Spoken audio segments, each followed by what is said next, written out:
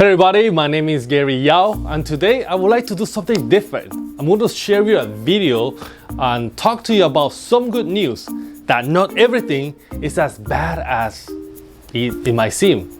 So the world is improving. The point number one is poverty is shrinking. Do you know that the natural state of humanity has always been in poverty? Ever since that we became a civilization up until, well, very recently, it was normal to be living in abject poverty and to be struggling through life. In fact, in 1800, 80% of the population was living in less than $1.90 per day.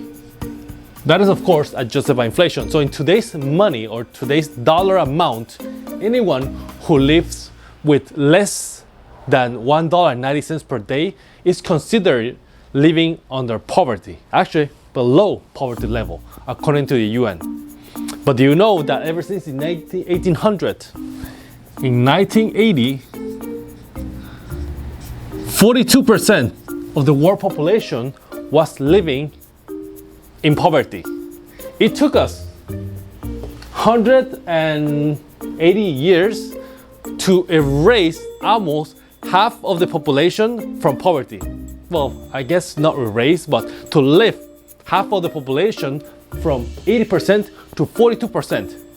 And guess what's the amount of people living in abject poverty? Poverty.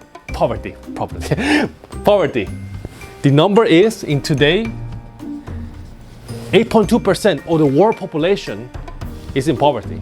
Of course, there's a lot to do, but the numbers is shrinking, right? It took us 190 years to go from 80 to 42, and it took us 30 years to go from 42 to 8.2. And with this rate, it is estimated that in 2030, less than the world population is going to live in poverty. And that's good news. And that is thanks to the advance of technology, information, and the opportunities that is flowing around the globe. Next, the planet is greener. Yes, we hear about global warming, we hear about how the emissions of CO2 emissions are destroying the ozone layer. However, it is not as bad as the politicians would make you believe. I think I even heard one of the politicians, I'm not going to mention the name, that she said that in the next 12 years, if nothing is done, we're going to go down a cliff and it's going to be the end of the world. That is because there was a misread in a point from the UN. According to the UN, it is expected that the world is going to be warmer by 1.5 degrees. Yes? And yeah, coastal cities are going to be, we have to be moved. People living in the coast areas are going to be moved inland. And we will have to adjust. The earth is going to be a little more hotter. That's reality.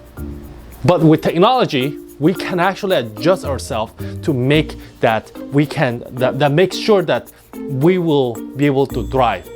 Keep in mind that the population has doubled since the turn of the century, and we have more hurricanes, more earthquakes, and more natural disasters, and yet less and less people have been affected by it. Yes, I'm talking about death. Less people have been dying from these natural disasters because we have been able to predict and evacuate to safer areas. We can also see that, the world is greener for one other thing. We see that, the Amazon jungle in Brazil is being deforested and burned. But keep in mind that there are also being works for other countries in which there has been reforestation. It is calculated that ever since there's been efforts to contain this deforestation and creating more green areas since the 1980s till now, we have increased 800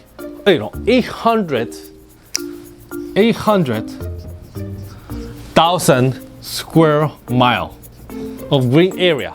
How big is 800,000 square mile? It's about the size of Alaska and Montana combined together. And that's throughout the whole world, because people and politicians and, well, throughout the whole nations, they are working together to create more green areas. And the next is the world is safer overall. The world death has been declining since 1946. Death by war is been declining. We haven't had anything major since World War II. And terrorism, although widespread, has been declining in this impact. Every year since terrorists has been attacking, in 2001, every year from that has been declined by 1/3. And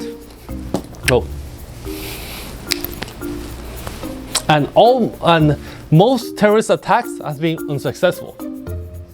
Well, I'm not going to write it down, but most terrorist attack has been unsuccessful. Homicide has been since 1994. Well, in 1994, the homicide rate was for each 100,000 people, 8.8 were affected by homicide or killed in homicide. In 2020, that has been down to 3 for each 100,000 people, and that is globally. And why is that? Again, because of technology. We are being globalized. In a global economy, there are more opportunities. Information is widespread. You can now share information, whether it is just a post with your own opinion or a opus research by a famous scientist. And the worst that can happen is that you'll be shown by the internet. This is the worst. The best, they're going to change the world. And that has created a democracy, a different type of democracy, an information democracy, in which the worst ideas, they're going to be shown and ignored. But the best ideas are going to be picked up by the masses, and it's going to be implemented in order to increase the quality of life of everyone. So in short, why don't we hear about this news? Well, news sells, and bad news, they sells even more. Keep in mind that these companies, news corporations, they have to sell advertisement in order to stay afloat, and they need to get your attention. So of course, why would they promote something that is feel good when you're going to look at it and just forget about the news? It is easier. Actually, I'm going to take it back. It takes months and years to build a house, but it takes an hour to burn it down. And which one will be more spectacular? Watching a house burning. That's going to create a feeling, that's going to evoke that type of feelings. So of course, they will opt for the faster route, which is to sell you bad news. But let me tell you, things are looking bright. And as long as we keep working together and looking for a positive side, things are going to get better for us. So that's all I have for you guys. And thank you for listening. My name is Gary Yao, and I will talk to you soon.